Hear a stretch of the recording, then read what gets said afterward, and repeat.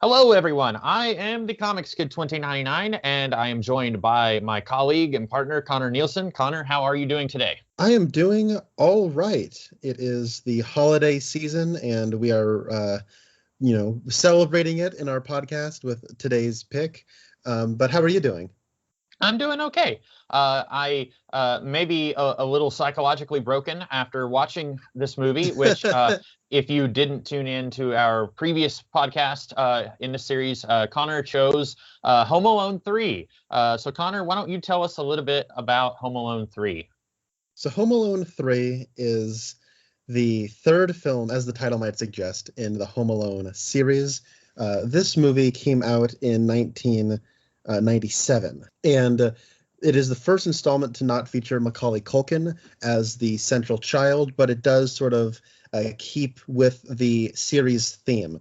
This follows a kid named Alex, who is a bit of a precocious youth, sort of like he's they say he's 8 years old, so kind of like Macaulay Culkin in the first two Home Alone films. Those movies were made by they were written by John Hughes and directed by Chris Columbus. This continues to be written by John Hughes, but this time it's directed by some guy named Raja Gosnell, who would later go on to make Scooby-Doo, Scooby-Doo 2, Monsters Unleashed, Beverly Hills Chihuahua, Big Mama's House, The Smurfs 2, and Never Been Kissed.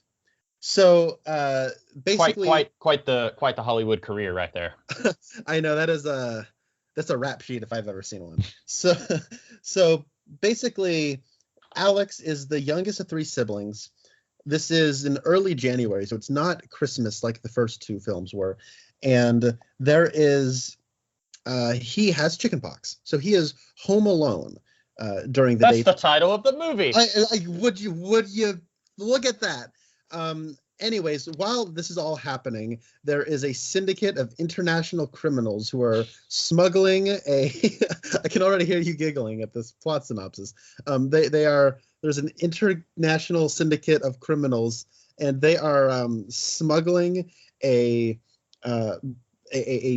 U.S. Air Force microchip, and I guess they're gonna do something with it, but they're bad guys, and they're bad. Anyways, through some wacky shenanigans, the old lady who lives across the street from Alex ends up intercepting the chip, which is inside of a race car, which is inside of a box, which is inside of a bag that is identical to the bag that this old lady has when they're going through airport security. So the old lady gets the bag with the chip in it, and she ends up giving the chip.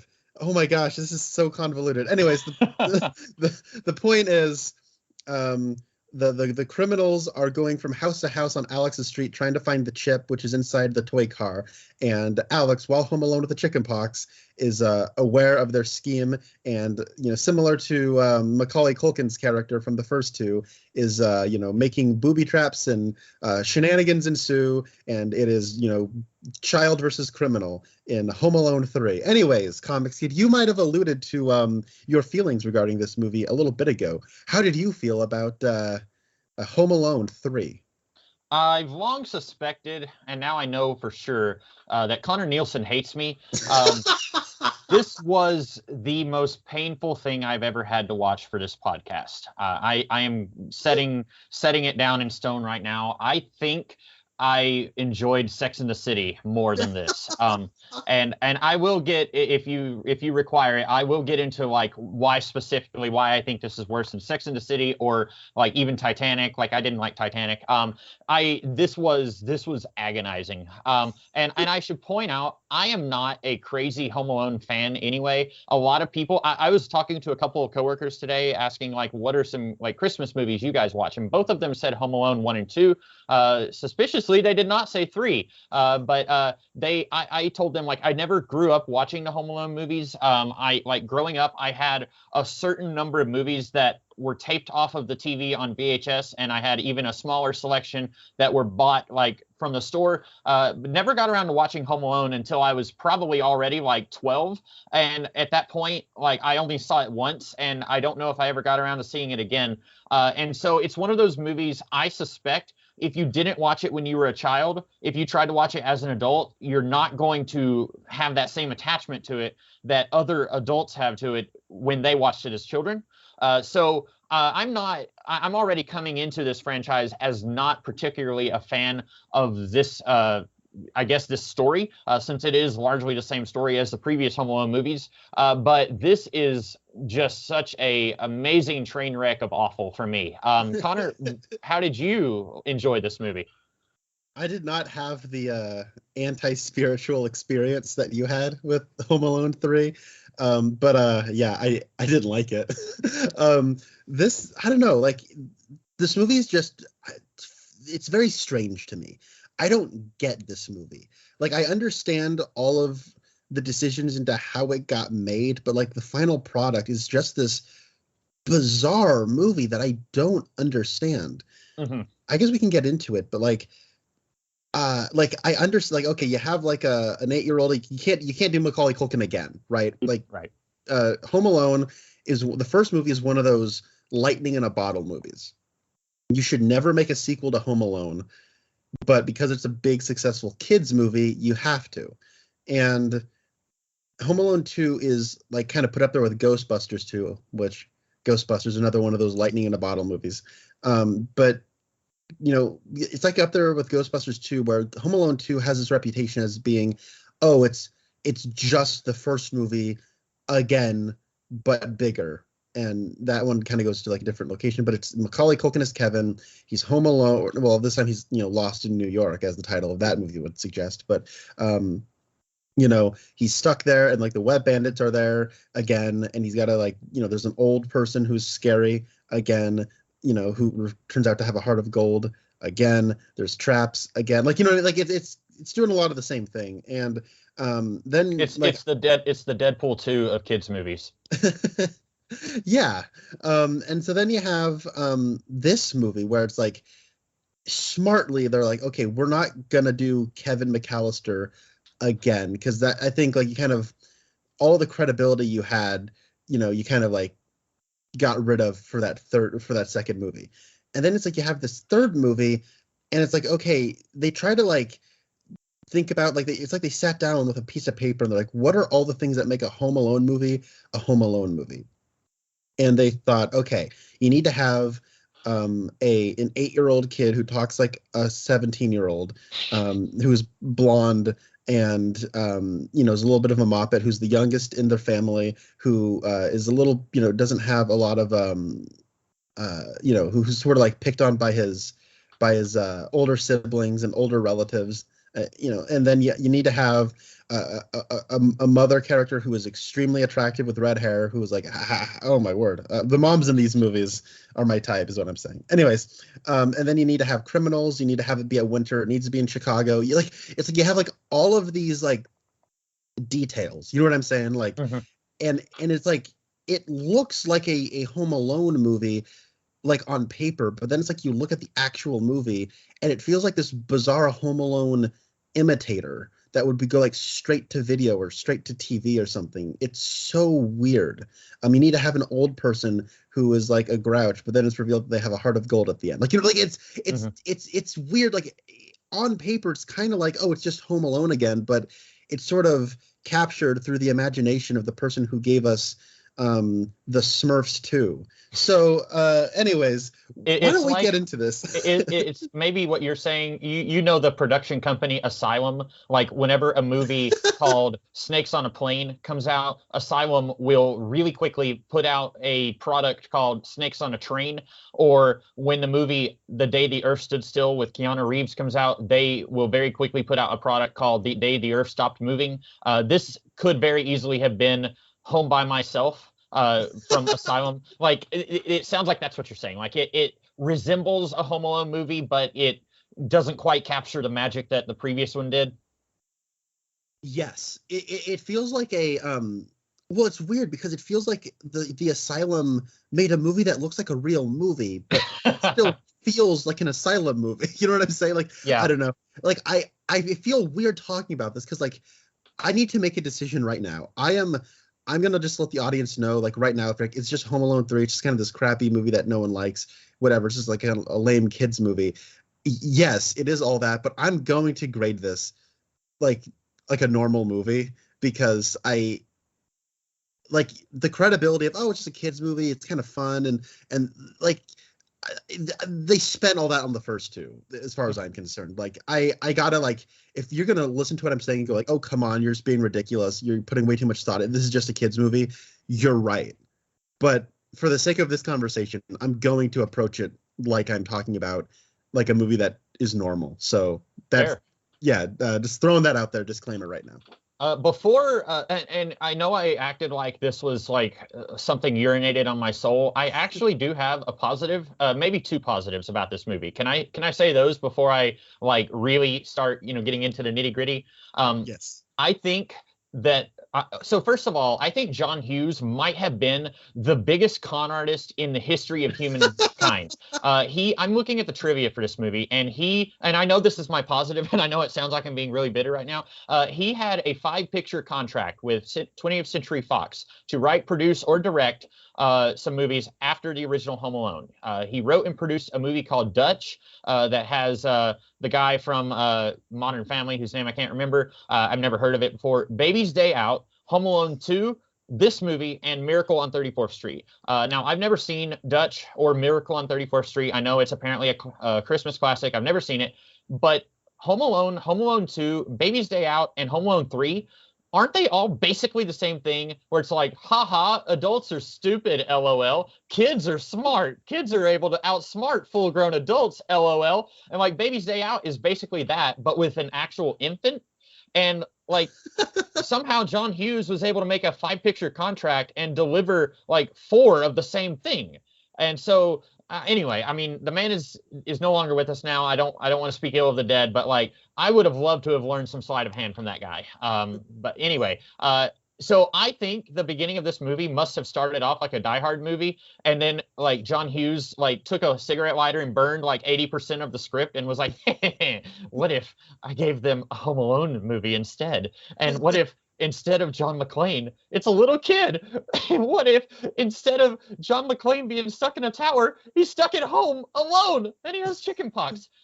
Like the very beginning of the movie, it's like Hong Kong, and it shows these terrorists meeting with these like cat burglars, and I thought, is this like a Chris Nolan Batman movie? Like what have I stumbled into here? And I actually like the parts of this movie where it's not trying to be a Home Alone movie. The beginning of the movie where the burglars are like, we're getting this chip and we pay the guy and we're talking to our boss and we have to get it to him within 48 hours. And then we're in the airport. I kind of liked all that. I was intrigued by what was going on.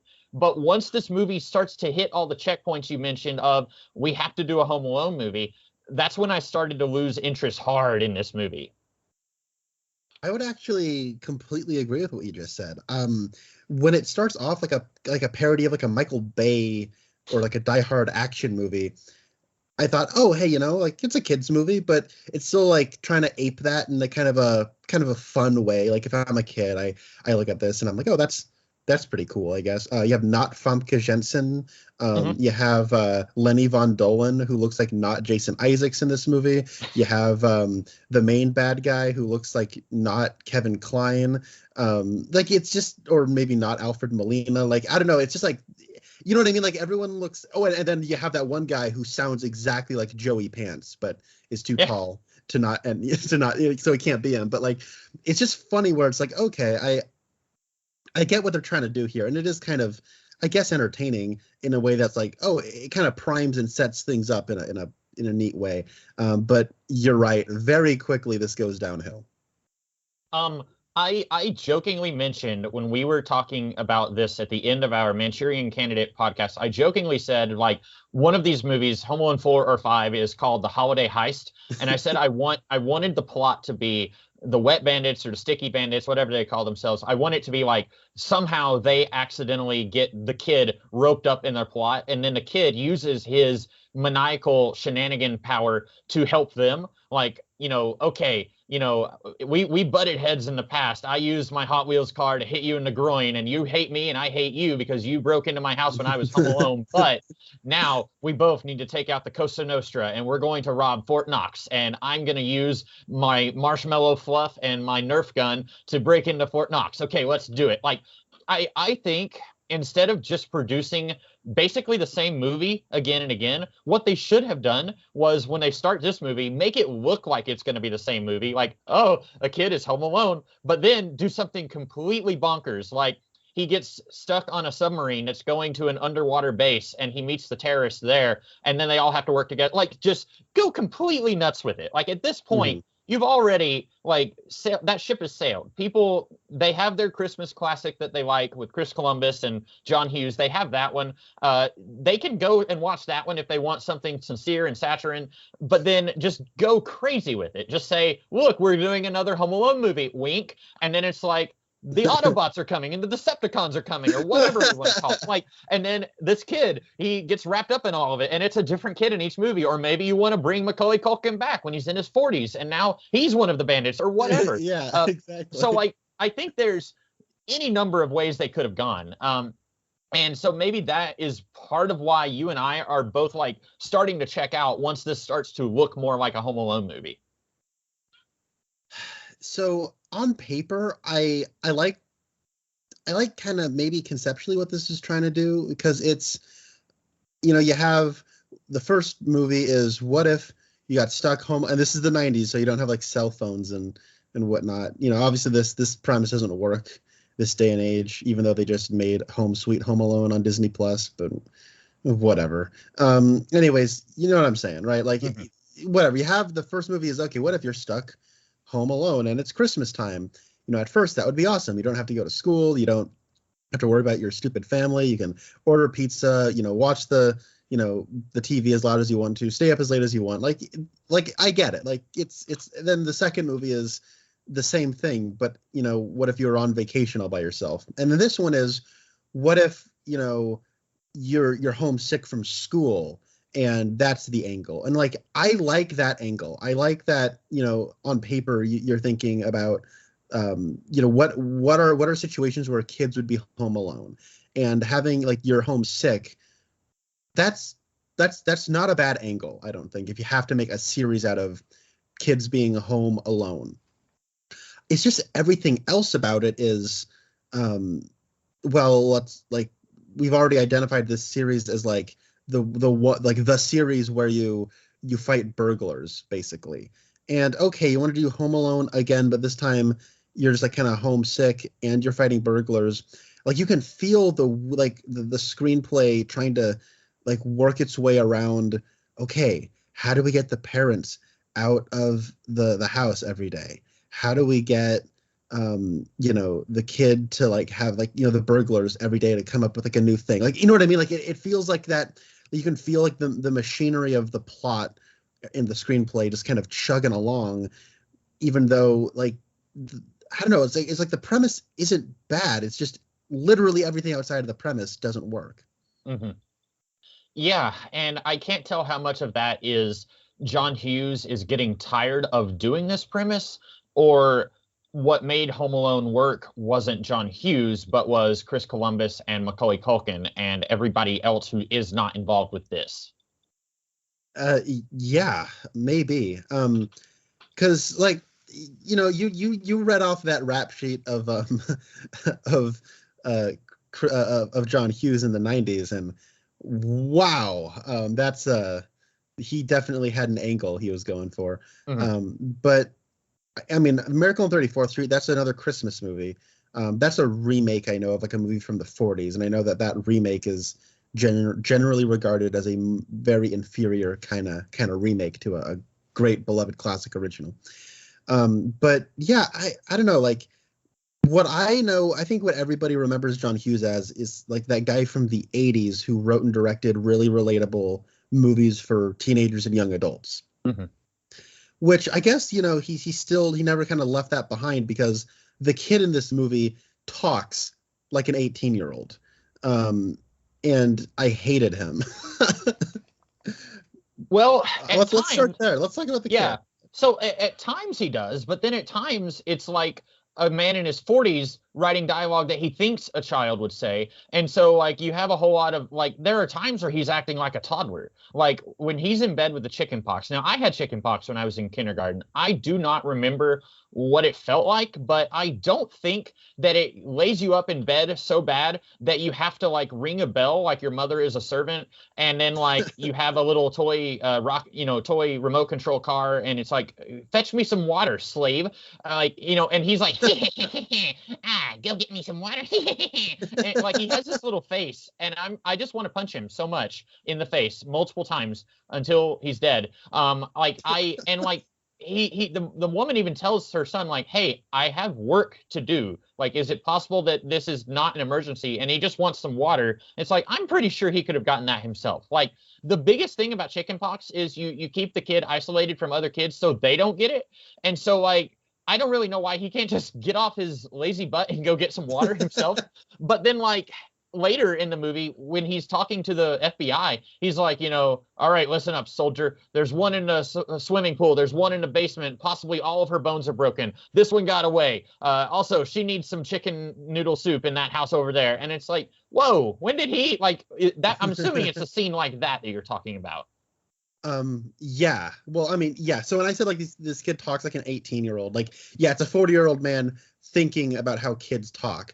But it's part that, but then there's like he's so darn precocious, when he's a child. The way he talks is like when he's talking to his mom earlier on, or like when, that scene that made me want to claw my eyes out where he's talking to the police chief, and his mom's like, because he early on in the movie, for anyone who has saved themselves the displeasure, what happens is the criminals are going from house to house, and because he's home alone, he has a telescope, and because he's a terrible person, I guess he enjoys spying on his neighbors. Not just spying on his neighbors, but he's got the remote control. Is that what you were about to say?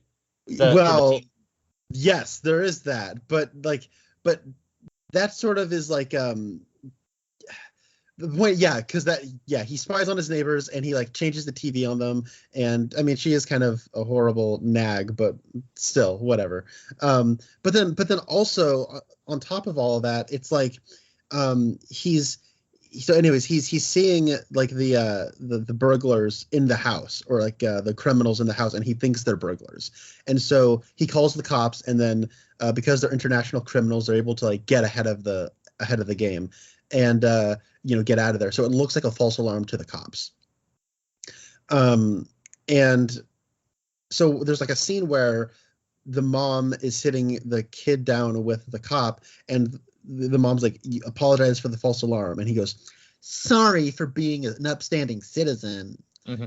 And then there's like a part where the kid, or like the burglars are using some kind of hacking technology to like reroute phone numbers, so that when they call the kid's house, they think it's the neighbors, and so when they redial the number, like it actually gets redirected to the cell phone of the criminals and not the actual house that they're imitating.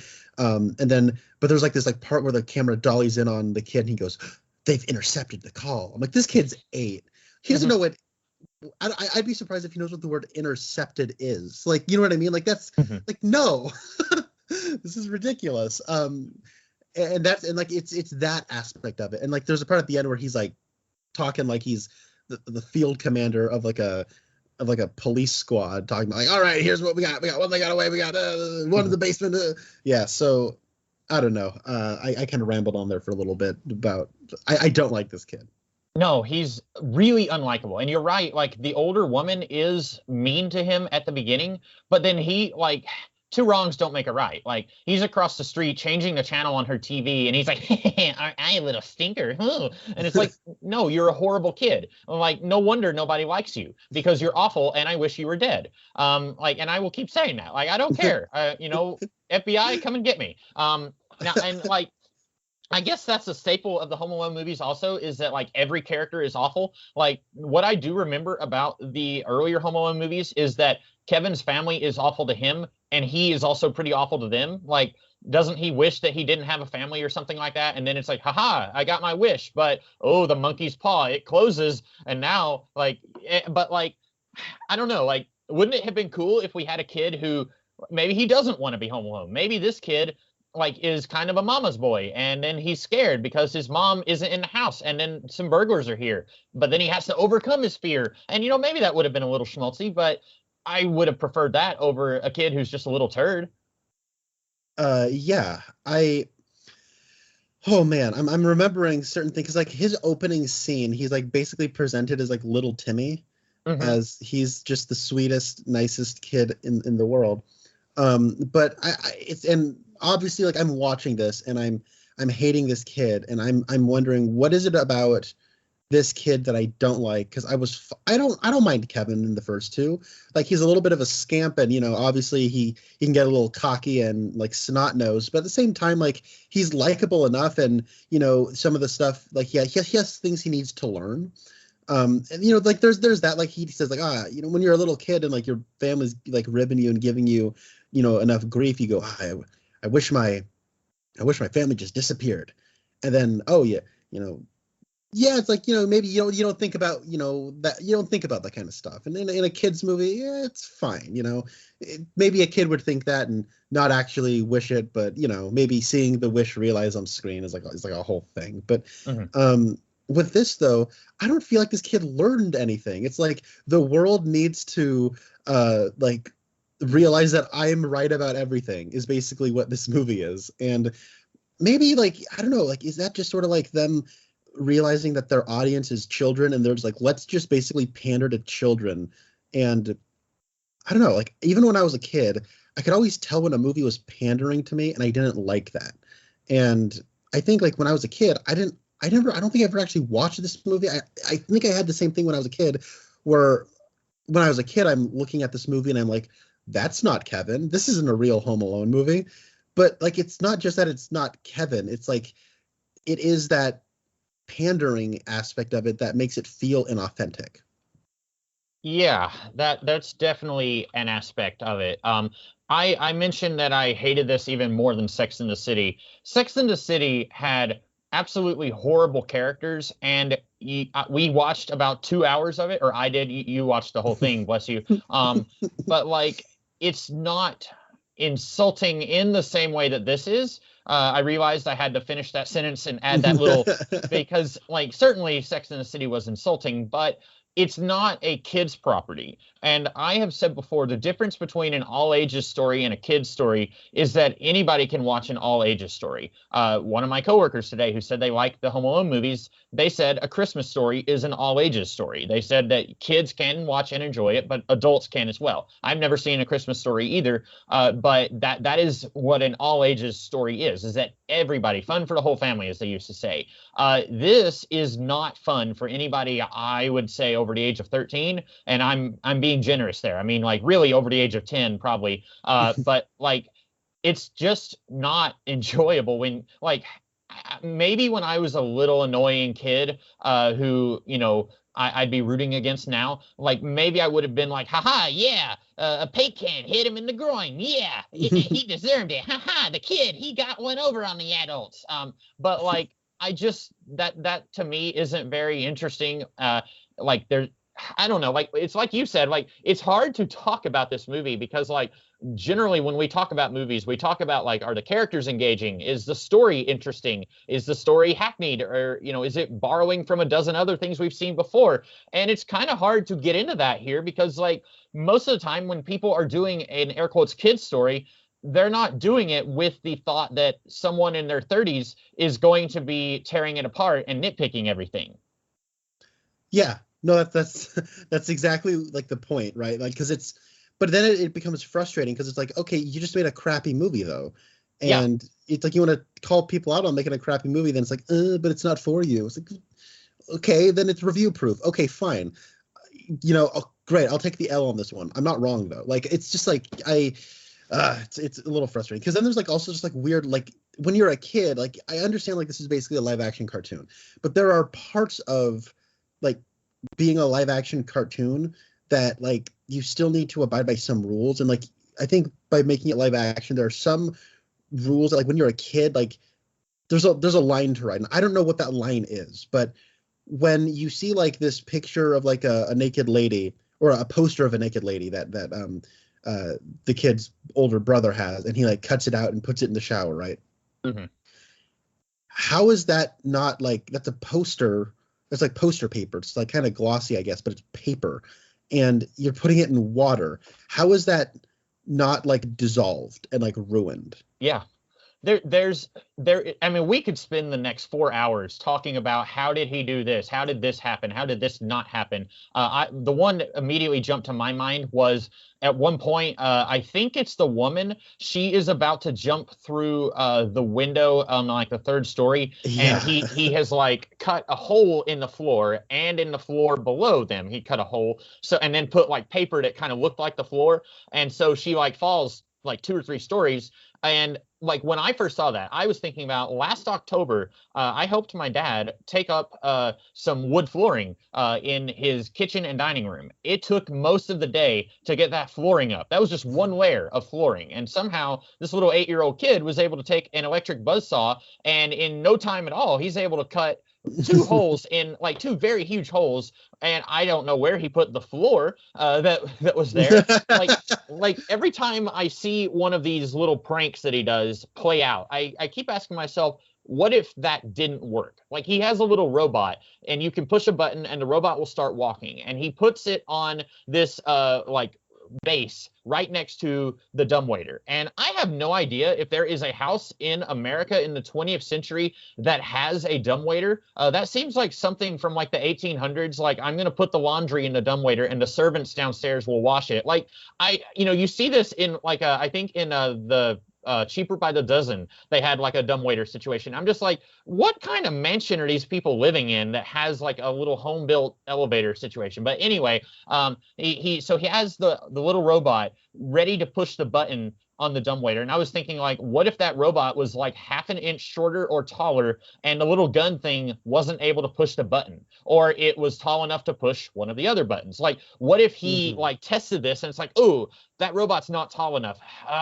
Okay, I could put some stuff under it, or maybe I can look for another robot. Like, any one of these things that he sets up would take like half a day to execute, but somehow he's able to set up like 45 different traps for all of these burglars. And it, like you said, this is a live action cartoon, and that is what I hated about it. I enjoy watching cartoons, but at a certain point, like when I stop believing in it, then I stop enjoying it. And very early on, I stopped believing in this. And you and I, we're fans of like superheroes. I don't believe that a radioactive spider will bite someone and give them the ability to like sense danger before it happens, or swing around. And I don't believe in that. But if a Spider-Man movie can make me believe it, then fine. But this movie isn't able to make me believe that this kid is some kind of savant who's able to build booby traps in like a fraction of the time that it would actually take to do them. Yeah, and you're wrong. Actually, there was set up. He had this like rudimentary thing jigged up to where he could feed his fish in a very counterintuitive way early on. But you didn't think about that though, huh? Yeah. Even if this was better executed, I just don't like precocious, I'm smarter than everybody else children characters. That's just not something I'm into. In a better movie, I still would not have liked this kid who's like, I made a science experiment. It's something to do with bugs. I was so confused because he has a science experiment with a bug. The jar is open, and I think the jar is in his older brother's room, or his older brother is in Alex's room. I don't know. And then it is in his room because it's got like all the posters of like women in it and like sports stuff. And it's in Alex's room or the older brother's room? The older brother's room. Okay, so for some reason, Alex is keeping his science experiment in his older brother's room. There's a sign on the jar that says, "Do not let this bug out. It's Alex's science experiment." And then the brother is like mindlessly dribbling a ball while sitting down, and accidentally, or maybe he doesn't do it on accident, I don't know, kills the bug. And then later he says, "Oh, his science experiment is dead." And my first thought was, what is his science experiment? Like, here's a bug. oh, okay, you found a bug. Congratulations, I guess. But then I was thinking, wait a minute, he was able to build a machine to feed his fish like Doc Brown did in Back to the Future. Why is that not his science experiment? Like, I would think that'd be more impressive than a bug. But yeah, and anyway, I interrupted you. Sorry. Well, because it's weird. Like I'm thinking about the like the. I guess we're going to get into the traps now. This is great. This is hitting all the things I wanted to make sure to hit. So like because you were talking about like he has this robot and it like pushes the button on the dumbwaiter, right? Mm-hmm. And what I was confused by was so he's or like because it's like one of those things where okay, there's a certain logic you need to have of like being a live action cartoon where when you're a kid you like there's like a line that you don't really know but like it's like the line of believability where it's like okay, I know this could not happen in real life but in a movie it's still cool to see. I got it all right to where I have this toy, it walks and the timing is perfect to where like it pushes a button. And you were thinking like, what if it's like too tall or too short? And I was thinking, oh, I wasn't even thinking about that. I was thinking about how would it have like the force to push a button? Oh yeah. Like, but like, so right off the bat, we both came at this from two different angles, but like, okay, fine. It's a kid's movie. Whatever. I get, oh wait, hold on. Not whatever. I've already decided I'm going to grade this like a normal movie. Okay. But there are like other things where I don't like the believability is completely like void though. Right. Where, like there's a part where like the woman is trying to get in through a door and like she has like, she is like trying to do like gymnastics through like the, by using the railings on the porch, and the railings have been like cut to where like it, gives underneath her weight when she's like trying to like get a start on it. Mm-hmm. And then later there's like the Joey Pants guy. I'll call him Tall Joey Pants. He gets his feet stuck into like toy trucks, and like then I guess this kid is omniscient because then like he's relying on that person who has like the trucks stuck to his feet is going to try to go into the basement, because then he has a board of wood set up to where like if you have a truck stuck to your feet, then you'll be able to like trip over that and then get thrown down the basement. Like, like it's got like those things about it. And like, I don't know, like this, there are live action cartoon elements to the first couple of movies. There's a part where I think Daniel Stern gets electrocuted and he like just turns into like a skeleton. Yeah. For a second, like, okay, sure. But like in this one, like at the end, like the lady is like getting taken out of the house and she's like, all of her bones are broken and she's like a human pretzel. And it's it's horrifying. It's terrifying. Yeah. Like I would lose sleep if I watched this as a kid. And much like how in Baby Driver, I was actually rooting for John Hamm instead of what's his face. For a good portion of this movie, I was rooting for the bad guys. Like at one point, and I get it, they're terrorists and they have a microchip that if it's installed in a rocket, I think they said that the rocket will not be able to be sensed by radar if it has that microchip, which, I mean, I guess it's good that it's going back in the hands of the American government, but then like that doesn't seem like a technology that anybody should have, like, whatever. But like at one point, the kid says like, this doesn't belong to you. And I was thinking, well, they're evil, yes, but they also paid money for it, and they are planning like to use it nefariously. But does it belong to them? Well, more so than it does the kid. And so like they paid like $2 million for it or whatever. So at one point, I was saying to myself, I kind of want these guys to succeed because I hate them less than I hate the kid. And I feel like the movie really goes out of its way to like, remember, you're supposed to hate these guys. So they take the old woman and they put her out in the shed and they're like, we're going to leave the doors open because we hate you and we're evil. Wahaha. And it's like, okay, but like, it seems like these guys probably could have like, they could have called the kid and said, hey, we've got the old woman, bring us the chip. And it still wouldn't have worked out for them, but it seems like they could have done that. And then they would have gotten the chip a lot earlier. But I don't know, like at a certain point, it's like, oh, okay, like at some point they're trying to kill the kid as opposed to just getting the chip. And then it's like, oh, we're supposed to hate these guys. Okay. But like they really had to add a lot of extra layers of wahaha, I'm evil to make us try to root against them. Yeah. By the way, speaking of which, all 4 of them get chicken pox at the end. Like, no. That's a gag you do for one of them. Oh, and one of them never got chicken pox as a kid, so now they have chicken pox. Whoop, whoop. But they all have chicken pox at the end. Okay, whatever. Yeah, no, regarding the kid, though, it's like, I don't think it's a particularly good child performance. Well, it's weird because, like, when you look at Macaulay Culkin as a kid, like that, Macaulay Culkin wasn't Haley Joel Osment, right? Like, he wasn't giving amazing performances as a child. He's just kind of like, he's actually not even that great of an actor as a kid, but there is still like a charisma he has that this kid is just like, he has an X factor that's just completely missing in this like Jonathan Taylor Thomas lookalike kid. Which I think that's probably why he was cast in this, because he does look eerily similar to a younger Jonathan Taylor Thomas. Yeah. But that for anyone who doesn't know who that is, that's the kid, one of the kids from I almost said Full House, but Home Improvement. Anyways, wasn't he like young Simba too? Probably, yeah. Yeah. The voice of young Simba. So I can't remember the point I was ultimately trying to get at, but I guess okay. Yeah, you're right. I think that regarding it being like a kids movie that's also trying to be a live action cartoon, I think that, you know, the first 2 kind of, they feel like family movies or kids movies that at times can go into the realm of live action cartoon, like at moments. And this is trying to entirely reside in that area. But I think the traps are just overkill.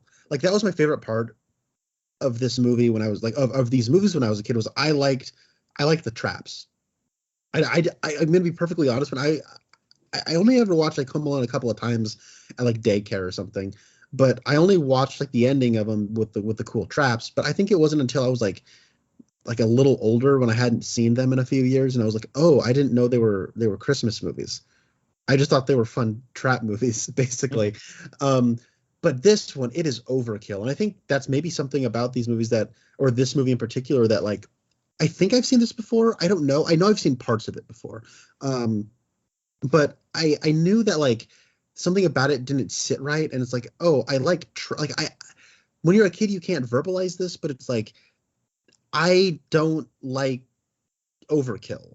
And when you're a kid, you don't know that you don't like overkill, but you don't. Something can be too much. And this movie is just too much. Like, the last 30 minutes is nothing but traps. They really tried going all out and going bigger and bigger than they did in the first couple. They're trying to like raise the stakes. It's got to go bigger. And it's exhausting, I find, anyways. Yeah. And like what you said, you're like, how could this kid possibly have like done any of this? I'm speechless.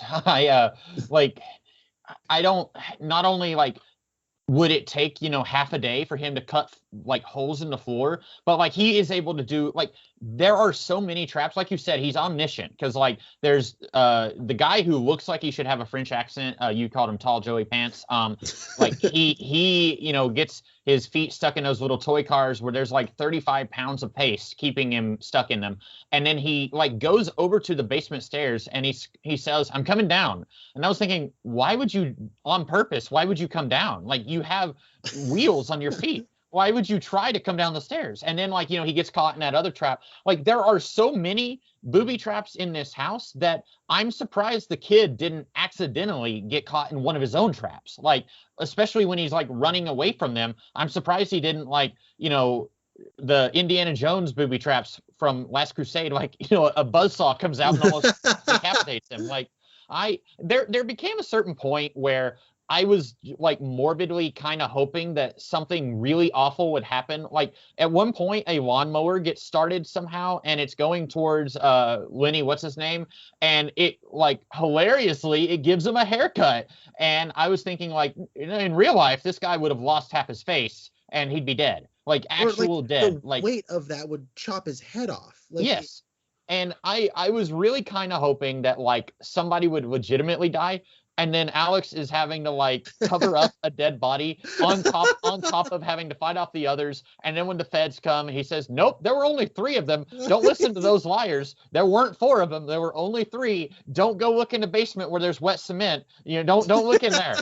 Like, that, like you said, like there's a point in the first one, like, if like a big hot iron like hits somebody in the face, and then they have like a cartoonish iron shape on their face, and it's like, in real life, yes, that would do a lot more damage, but it did feel less. It felt more reined in those movies than it does here. And with this one, like multiple times, I was thinking, oh, that person should be dead. Like the woman somehow is able to survive so many assaults on her, and then suddenly she falls down the dumbwaiter, and then she breaks all of her bones, and it's like, why was that the straw that broke the camel's back? Like, why couldn't like anything else that had happened to her have, like, why didn't Lenny, what's his name, die of frostbite like 5 minutes after they tried going in the house? Because he's like, the water hose is spraying him, and instead of him like moving away from the source of the water, he's like putting his hands on the water trying to like stop it from spraying him, and therefore he's getting himself more wet, and then he's outside in the snow for like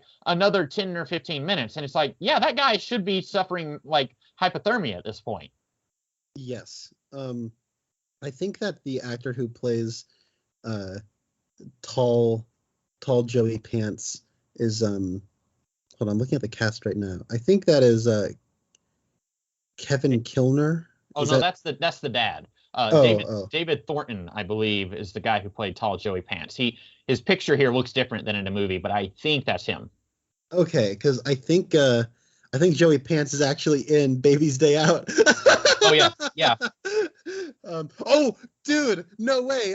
Baby's Day Out has Laura Flynn Boyle, and it's on Disney Plus. Oh, don't do that to me.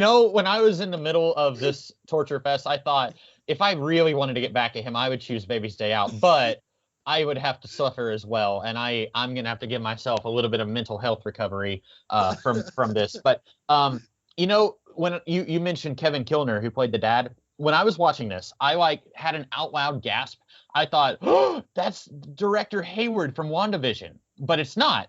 But if you look at a picture of what's his name, Kevin Kilner, he looks just like director Hayward from WandaVision. Like, one of them is like 15 years older than the other one, but like, I cannot put away this idea that they are twins separated from birth, and a time traveler like took one of them back like 15 years earlier. Like, they look so similar. I was 100% sure that this guy was in WandaVision. Yeah, I completely. I'm going to be honest. I forgot about that character. Yeah.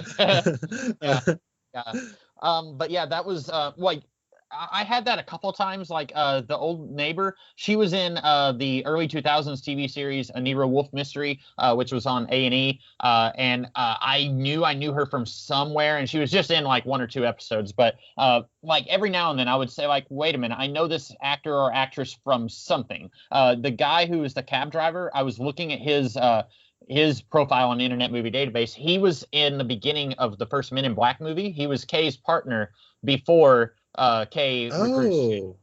And then Neil Flynn, who played the janitor in Scrubs, he is one of the cops. I think the first time that Alex calls the cops, he is one of the cops who says like, yeah, we went in a house, there was nothing there. And watching him, I was like, oh yeah, this is like, and I was a little off, but I was thinking this must be like right when Scrubs was about to get started. But this was actually about 4 years before Scrubs. But I mean, he looks, recognizable. So every now and then I would see someone and be like, oh, hey, it's that person. Like this was one of Scarlett Johansson's earliest movies. She's the sister, the older sister. Yeah, that was funny. Scarlett Johansson is one of those actresses where like she has a very distinct style of acting where she does kind of have more of this smoky sort of reserved kind of, I guess, kind of deadpan way of talking. That's sort of like the way she got famous in like Lost in Translation and like Match Point and other films in like the early to mid 2000s, The Prestige. But she was acting since she was a child, and you know what? I'm glad she went on to be a good actress. Because I don't think if you just watch this movie all by itself, you could tell.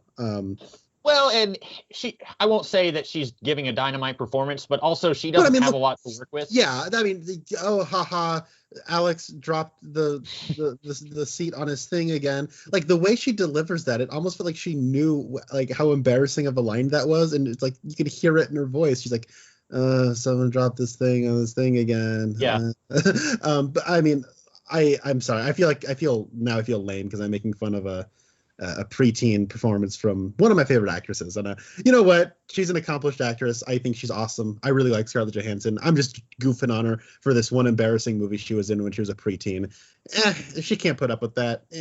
Come on. Anyways, little do you know, when she got the script, she said, "Don't you know who I am? I'm Scarlett Johansson." And John Hughes said, "No, I don't know who you are." And then John Hughes said, "Don't you know who I am? I'm John Hughes." Yeah. Yeah, and she has. Oh, go ahead. I just wanted to say though, I do think the worst performance in the movie is from the mom though. She is terrible in this movie. I don't know who this actress is, Haviland Morris. I mean, hey, she's beautiful. I can't take that away from her, but like she feels like she's acting in a Hallmark movie. It feels like every time it cuts to her, she's in a shot only by herself, and like it's weird because she's like, "Alex, don't do that." It's like this like weirdly like overcooked performance, and it's like I don't know. It feels like every line of dialogue was in an isolated shot, like they were all reshoots or something. I don't know. That you're saying it's an overcooked performance in this movie is saying a lot. And she was in Gremlins 2. Did you ever see Gremlins 2? I have actually not seen the Gremlins movies. Oh, neither. Okay. I will actually be honest. I think the effects are fine, but I don't think there's really much going on in the story of either of those movies. I would say you don't have to see them, but she was an executive assistant to the Lionel Luthor in that movie. And but yeah, I didn't actually recognize her because it's been over 10 years, probably closer to 15 since I've seen Gremlins 2. But yeah, I think I wasn't so much noticing the performance by Miss Morris, but I was kind of noticing like at one point the mom is like livid with Alex, like, "You called the cops, how dare you?" And then like in the very next scene, she's like, "Bye, honey, I love you. Like, I'm going to work. Be safe. Like, here's the beeper if you need." And it's like, did you forget you're supposed to still be mad at your son? Like, you don't have to hold a grudge against a kid forever, but like it's almost like there's like 5 scenes missing here in between her being mad at him and then not being mad at him anymore. This is the kind of performance that feels like when you get your actual mom to act in like your short films or something, where it's like, "Hi, honey, how are you?" Like, I don't know, it's weird. That's actually John Hughes's mom. She's just that good of an actress. She can just appear many, many, many years younger than she probably would be. Sorry. Go ahead. Oh no, go ahead. You pick the next time. Lenny Von Dolan. What did you think of him? He's doing what he can. Like, this is like one of those things where, on the one hand, he gets a lot more screen time than a lot of the Twin Peaks connections that we use to pick these movies and TV shows that we watch and talk about. On the other hand, he's really just kind of a part of a quartet of people where the performance really doesn't matter. He's just kind of a warm body to get electrocuted and exploded. And he kind of has, I guess, a little bit of an edge where he's sort of the criminal who takes things way too seriously, which is sort of offset by tall Joey Pants, who is supposed to be the one who's just kind of goofy. So I don't know. He's doing what he can. He's doing exactly what he's supposed to do. But he's not any like particularly good, but he's not like particularly bad either. I do wish they could have gone a little further with that, like giving each of the criminals a certain like thing. Like if you watch an Ocean's movie, one of the Ocean's movies, each character has some kind of talent or shtick that they use in the heist. And it almost seemed like they were going to be doing that with these 4. You have the leader guy, and then you have the woman, and then you've got Lenny, who has like a glove that can take pictures of a taxi cab from really far away. And then like I was really kind of hoping each one would have a certain talent. And it's like, you're the best locksmith in the Northern Hemisphere. If you can't pick this lock, then what good are you? Something like that. And they half-heartedly did that. And I wish they would have done that a little bit more.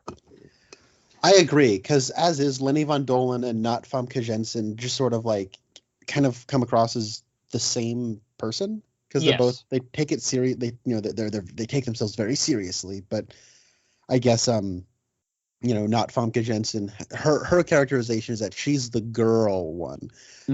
I guess that could have been a pretty neat angle to go with, where it's they each have their own distinct talent, but then because this is a Home Alone movie, they have to be taken down by a kid. And how is this kid going to like take out, like be so well trained in everything and so like he's basically like the Avatar who can bend everything. So, you know what I mean? Like I'm a locksmith bender, and I'm a picture taking with the glove bender, and I'm a girl bender, and I'm a tall Joey Pants bender. Like, you know what I mean? Like, it's I'm the master of all of it, and that I don't know. Maybe that's why they didn't go as far with them as they maybe probably could have, maybe should have, to make them at least more memorable. It does feel like when it comes to the bad guys, that the number of them feels entirely motivated by, well, we did 2 the last time, so let's double it. Mm-hmm. Double it. Make it 4. It's the Burton Schumacher Batman problem, where you got 1 villain, and then you jump up to 3 in Batman Returns, and then we go back down to 2 for Batman Forever, and then why don't we do 3 again for Batman and Robin? Like it's like that. I think when you said that he's using his avatar bending power, that's how not Famke Janssen, that's how she breaks all her bones. Like, as she's falling, he leans over and his eyes start to glow, and he says, "This is for Mrs. Hess," and then like he just like crushes her with his hands, like she's like screaming in agony. I do think you're right that all the bad guys are just kind of uniformly the bad guys. But Lenny Von Dolen, I was surprised that I wasn't thinking of him as the weird, creepy neighbor in Twin Peaks. I was afraid that this movie, that I was going to be thinking about that role the entire time, and maybe, like, maybe he is a good actor, because I wasn't, like, he's such a chameleon. I wasn't thinking about that. And here he's wearing like a Chris Nolan Inception like snowsuit before they go into the house, and so he doesn't look like a hermit who's writing love letters to teenagers. So I was pleasantly surprised that I was able to forget his performance from before. Yeah, I thought he did a pretty good job. He's just doing some pretty putting in that character actor work. I do feel the need to remind the audience of 2 more films from this director, Rasha Gosnell. He made the remake starring Steve Martin of Yours, Mine, and Ours. Oh, wait, no, that's not. Dennis Quaid, my bad. The Dennis Quaid, Rene Russo, Yours, Mine, and Ours, featuring, I think, Drake Bell, convicted felon Drake Bell. Yeah. Also Danielle Panabaker from Sky High was in that. Oh, cool. I guess she's from the CW shows now. No, anyway. I would rather, if I was Danielle Panabaker, I would put on my card Danielle Panabaker of Sky High, and yes. I would not. I would say, no, that's not me on The Flash, that really embarrassing show. But anyways, he did also direct Show Dogs. Oh, you know what? That makes up for everything. Show Dogs. No, I've never even heard of that. There was one other. I said I had 2 laugh out loud moments, and I honestly can't remember what one of them was. But one of them was when the FBI has the mom and the 2 kids at the school, and then it's like, well, then it must be the other kid, and they're like, well, we want to know what's going on, and then he like gives a plot synopsis, and he says like there's a Korean terrorist organization that has hired these 4, and like him describing what's going on to these 4 with a straight face. First of all, give that guy an Oscar. Second of all, like, I was laughing myself silly that like, I seriously and truly believe that this script started as like a Die Hard movie, and then they just changed it into a Home Alone movie without much effort. That would be very ironic, considering all of the Die Hard sequels started out as other movies that got turned into Die Hard. Yeah, that was going through my mind. But yeah, I was like, at the very beginning, I was just thinking like, this feels so out of place for a Home Alone movie. And then I was like 5-10 minutes in, I was like, can we get back to the out of place for a Home Alone movie, please? Did you have anything else to say? Because I'm kind of, I know this is a shorter one, but like, once you get to the traps and stuff in this movie, there's really not a whole lot to dissect. No. So I guess I wanted to tack on some notes about the humor, because it's weird when you're an adult watching this. Because this is like, I guess, one of those like things I never even really thought about. But when it comes to humor, like what kind of humor do kids like? And because this movie is entirely dedicated to pandering to children, it's like, okay, you need to do jokes where, the dad's not wearing pants, and the poopy falls onto tall Joey Pants' head. and I'm going to fire a little dart at the woman's butt on TV. And it's like, oh, butts are funny, farts are funny, poop is funny, people not wearing pants is funny. And like on the one hand, it's like, yeah, you can have jokes about farts and butts and all these things and still make it funny. But I think that there's like this, I don't know, maybe it's because like children are so hyper involved when the joke is the dad doesn't know he's wearing pants. There's something kind of just like weird about that to me watching this. Maybe it's because of like kind of all the kind of notorious history of, you know, child abuse in Hollywood and whatnot, but I'm not calling anybody associated with this movie a child predator at all. But there is something just weird about it when you're watching a movie made by adults where they're all like, oh, and then the joke is the kid touches the butt or something, right? Like that. I don't know. Something about that's just odd to me because like adults made this, but I also understand when you're a kid, that's funny to you. And they're just trying to make a movie that's funny for kids. I don't know. That was running through my head. And like, that's kind of why I think a lot of the humor was just so, I really wish I wasn't watching this right now. And also this is just like, this is not related to that. This is just another thing that's, oh, wow, we live in a different time. You would not have jokes about kids running around with guns if you made this movie today. I was shocked. So okay. So one of the bad guys leaves a loaded gun like somewhere in the house, and the kid finds it and he says, "Yikes!" and he throws it away. But then later, the bad guy, the leader, he pulls a gun on the kid, and the kid kind of has his like, "Hoo hoo, aren't I a little troublemaker?" smile. And he says, "That's not your gun." And then the guy, he like, it's a dart gun, like, you know, it shoots a little Nerf dart thing. And then the kid pulls out a gun and says, "This is your gun."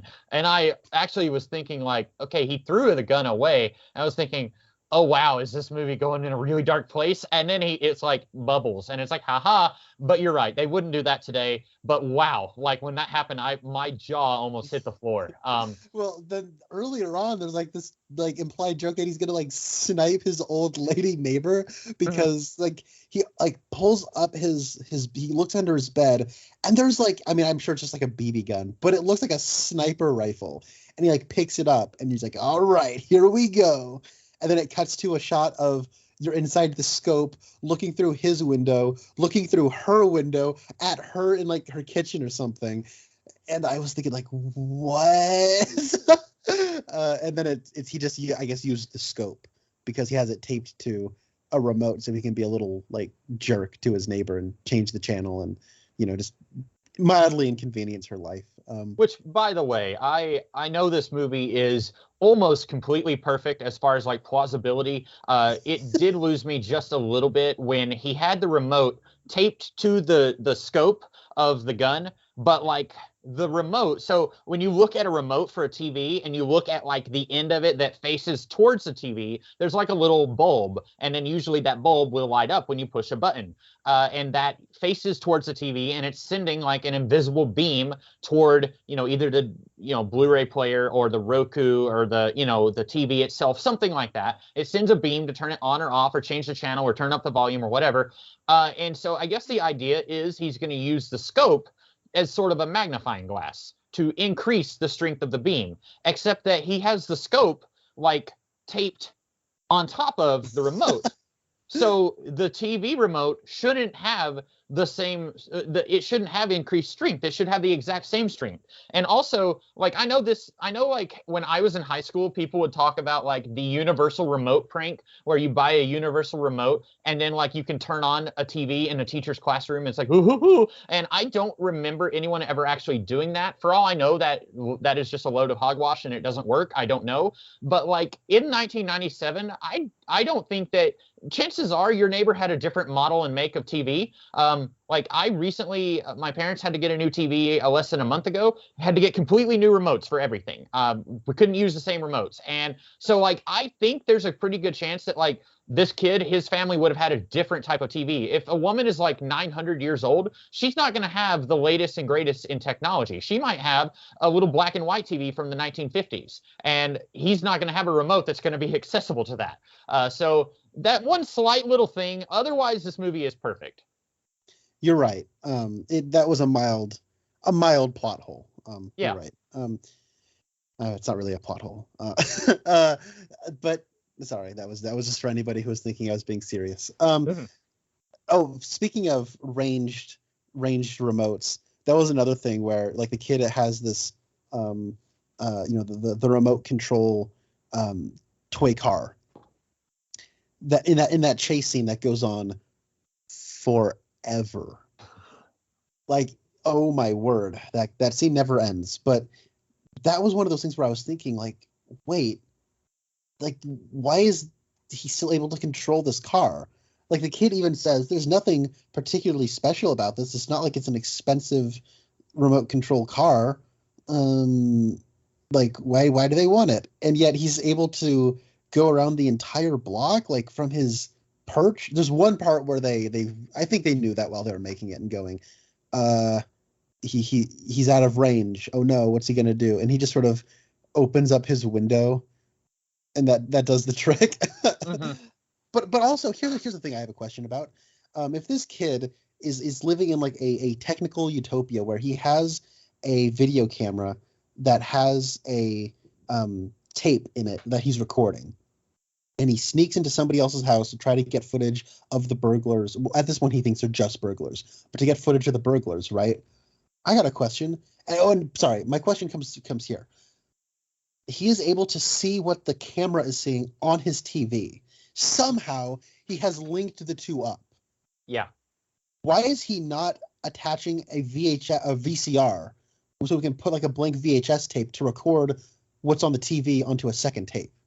Well, now Connor, he's just a kid. Exactly. We can't expect him to know how to do that.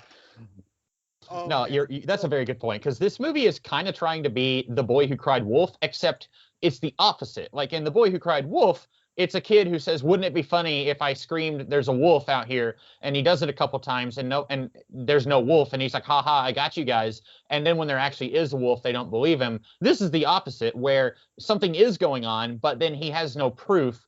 And then at the end, when he finally does catch them, it's like, "Oh, you are so wise, Alex. We humble adults, we bow to your superiority to us." Like, so it's kind of the opposite of The Boy Who Cried Wolf. So I guess they were just like, well, we can't have him actually go to the feds with proof, because then like we would just, 40-minute movie, which as far as I'm concerned, that would be a blessing. But yeah.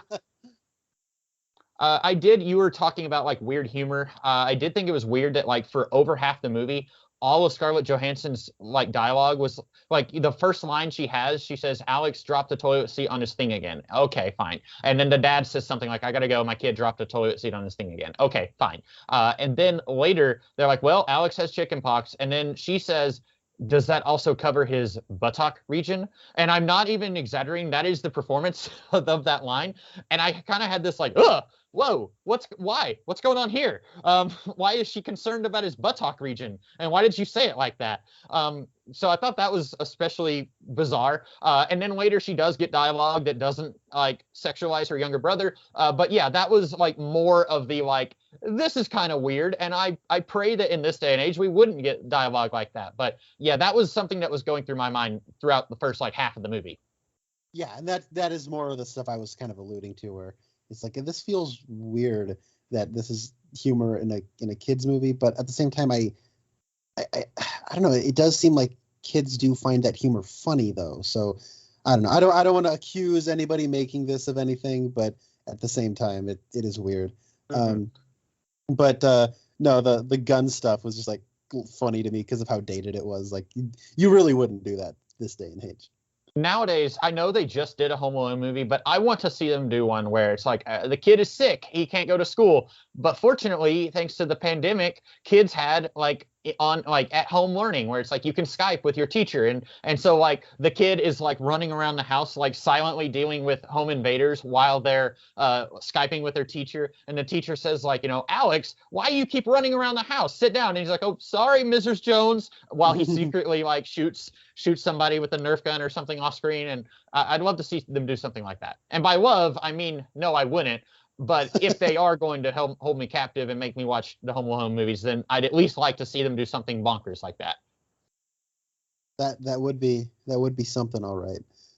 Um, okay, I think I've exhausted my my subjects of discussion regarding Home Alone 3. Thank you for indulging this and watching it because this I realized while I was watching this, I thought Comics Kid is probably hating this. Yeah, I don't know, it wasn't particularly terrible to me. It's just like a bad kids movie to me, but that's my 2 cents. yeah.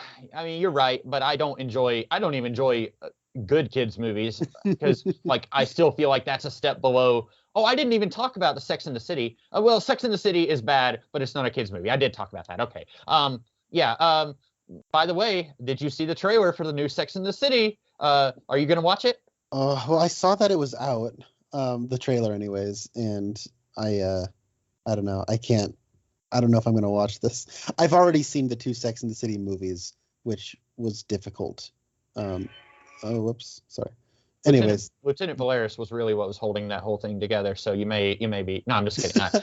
I mean, well, I'm legit confused how you do Sex and the City without Kim Cattrall because I don't know the dead weight is clearly the main character. Carrie Bradshaw sucks, and yet she's the main character. So whatever. Fine. Wouldn't it be great if, and by the way, anyone who's here for the Home Alone 3 stuff, you can just sign off now. Wouldn't it be great if in Sex and the City, The Return, if she, sorry, I couldn't remember what it was called. If like Carrie Bradshaw is going through a lawsuit because she like mentioned somebody in one of her stories, and it's like, hey, like I got a divorce because of you. My mom won't speak to me because you said something weird about my pubic hair or something like that. Like, I'd love like, and she's like, oh, I guess sometimes you can't just mention people in your stories and get away with it. And yeah, you anyway, can't be like cruel to random people.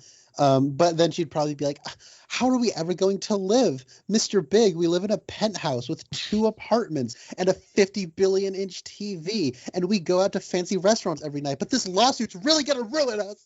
Yeah. Oh my God. I hate her so much. I don't know. I hope it doesn't suck. But I feel like I'm in too deep now. Yeah. I didn't see the Carrie Diaries, which was the prequel series. Oh. I mean, that had Anna Sophia Robb as Carrie Bradshaw, so maybe she's just inherently more likable than Sarah Jessica Parker. But I don't know. We shall see.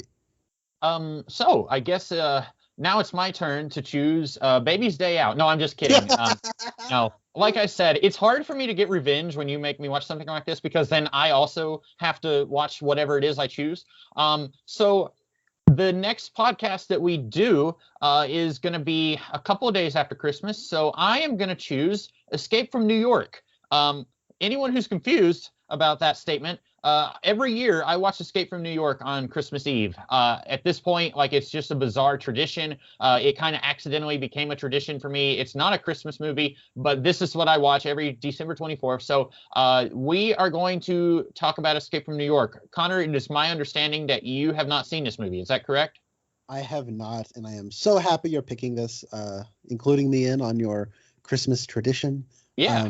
I've always wanted to watch this for a long time now, and I mean I own the movie. I have for a while, so it'll be nice to finally watch it.